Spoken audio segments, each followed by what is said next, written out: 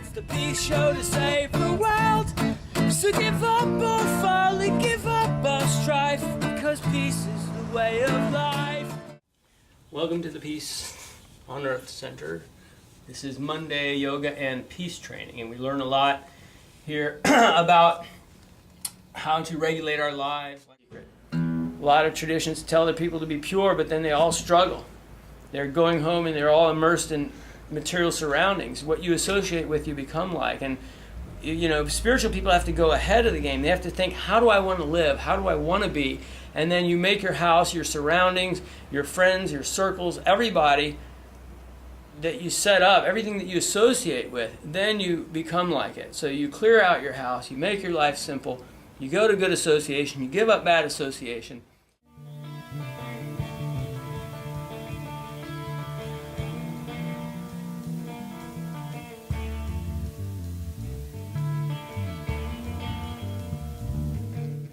Yogi-G says that, gives us some wisdom. By dwelling on objects of sense satisfaction, that's the mental plane, one soon becomes attached to impious action. From attachment comes lust or material desire, but then when our desires are thwarted, lust is thwarted, it turns into rage. We get angry because we didn't get what we want. Then delusion overwhelms the soul. Anger means you're not getting what you want and you're angry. It's not going your way, whatever it is. That's when delusion overwhelms the soul. And we give up God's service, it says, to live in disgrace. Then it says, with the spiritual intelligence thus lost, life loses real worth, and we remain stuck in the cycle of rebirth. So we got to keep our spiritual intelligence intact through all this stuff. It's like a small rudder on a big ship. You know, we got to be able to focus. Our third eye, our spiritual intelligence does what's good for us in the long run. But then right after that it says, but one who controls the demands of the senses, keeping higher principles and avoiding offenses to others, is quickly enlightened by God's mercy, most kind, plain living, high thinking. They're not bound by the mind. Then it says, this nice verse, what looks like dark night to a soul in confusion is brightness of day for one not in illusion. So peace training in yoga is how to live a yogi lifestyle. And one of the most important things is called karma yoga, because that's when the soul gets jump-started to its original three qualities: eternity, enlightenment, and bliss. Let's say that one time. Eternity, enlightenment. But, you know, that's a soft touch that we're supposed to find when we go through our life. And if we make offenses to other souls, then we get the reaction to that offense. Because, guys, you know, God is very upset with that if we make offense to souls, and because He wants us to be dear to Him by not making offense to any soul. So there's sort of an utter humility that even our warrior self has to surrender to. You know.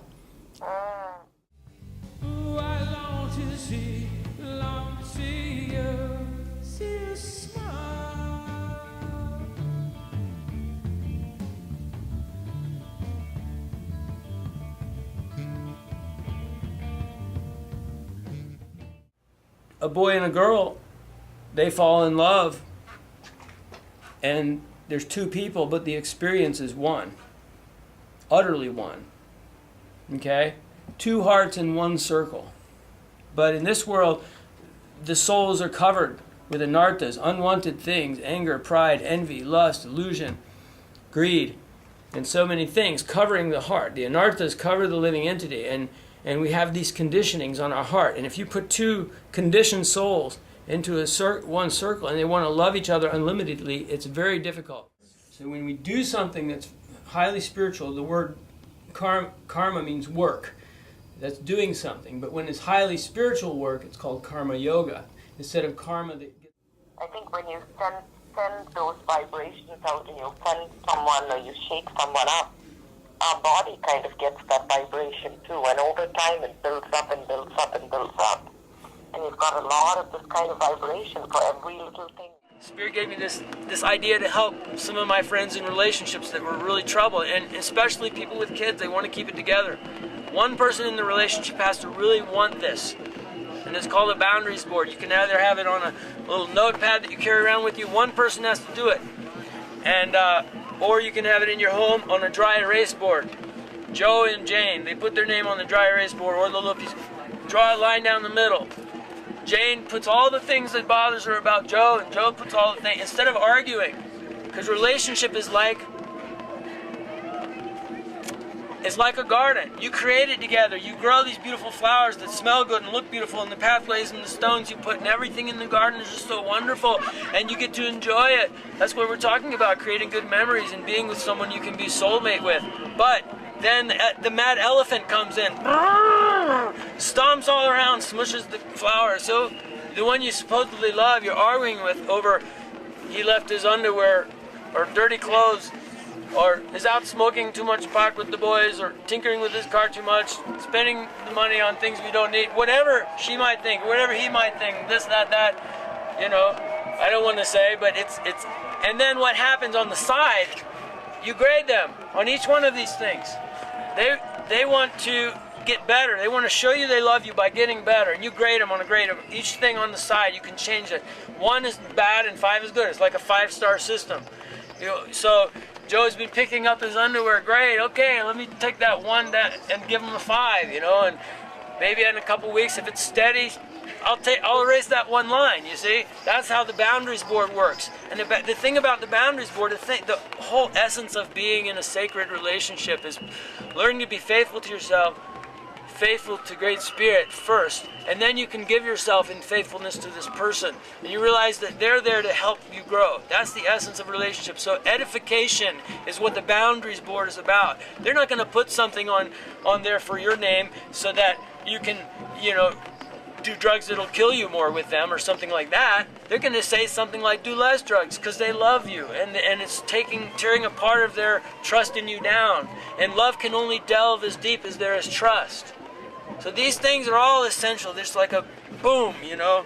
We just need to get it.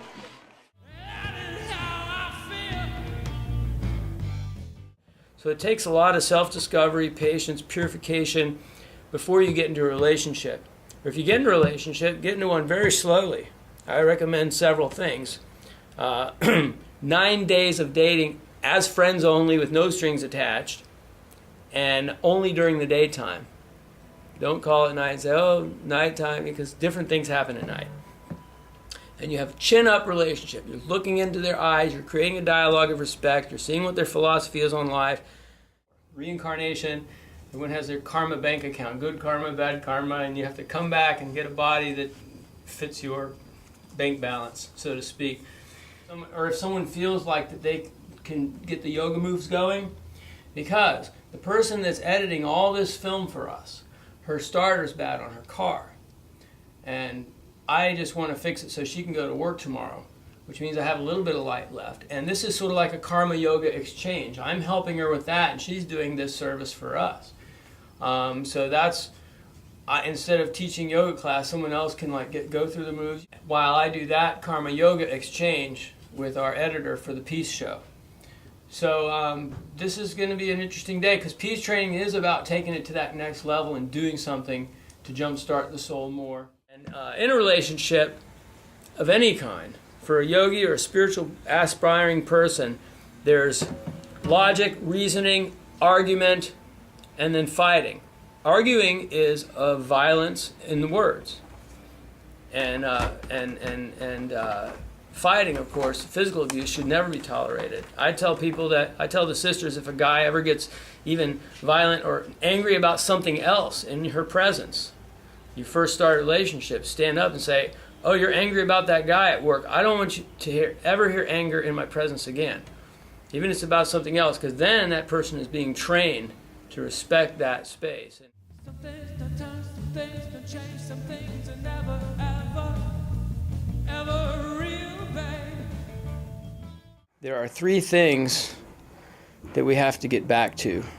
Get back to the earth, get back to each other, and get back to God. And each other means in community. That's a very important thing, to have grassroots community. And, you know, Great Spirit in the most universal sense, everyone respecting. And that's what the holy name does. It allows everybody to have their favorite holy name, to dance and chant. And if they can, do a garden, do this, do that, have plans, be a part of something that's going back to the earth.